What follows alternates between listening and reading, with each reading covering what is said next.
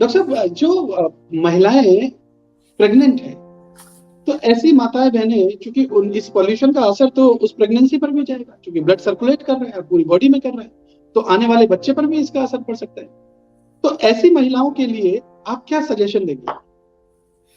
देखिए मेरा सबसे पहले तो ये कहना है कि ऐसी कंडीशन में घर से बाहर कम निकलना चाहिए।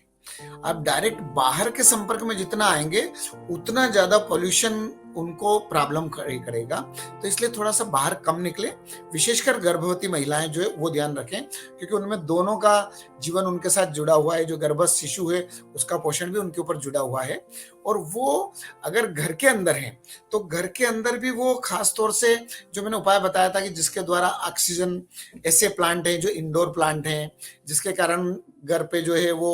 ऑक्सीजन का लेवल अच्छा बना रहे। या कई बार क्या रहता है कि हमारे पास में अगर ऑप्शन है कि जैसे हम सिटी में दिल्ली में हैं, लेकिन उनके परिवार के अगर कोई लोग पास में कहीं गाँव में रहते हैं, जहाँ का वातावरण अच्छा है, जहाँ वातावरण का प्रदूषण कम है, तो कुछ दिनों के लिए वहाँ पे रहें, तो वो स्थान परिवर्तन, हमारे जनपदोध्वंस में बता रखा है कि जनपदोध्वंस में बचना है, तो आप स्थान का परिवर्तन कर लीजिए। और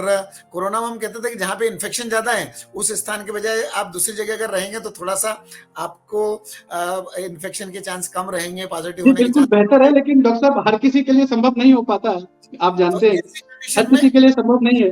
तो हर ऐसे आदमी ये चाहता है कि साहब हमें कोई ऐसा तरीका पता लग जाए, हमें कोई ऐसा उपचार पता लग जाए, जिससे जी, कि जी। हम वो डाइट लेते रहें या वो काढ़ा पीते रहें, तो मैं और हमारा बच्चा जो आने वाला फिर बच्चा है, वो सुरक्षित रहेगा। तो उस जी। लिहाज से कुछ सजेशन दे दीजिए। उनके लिए सजेशन मेरा यही है, एक तो घर पे रहें,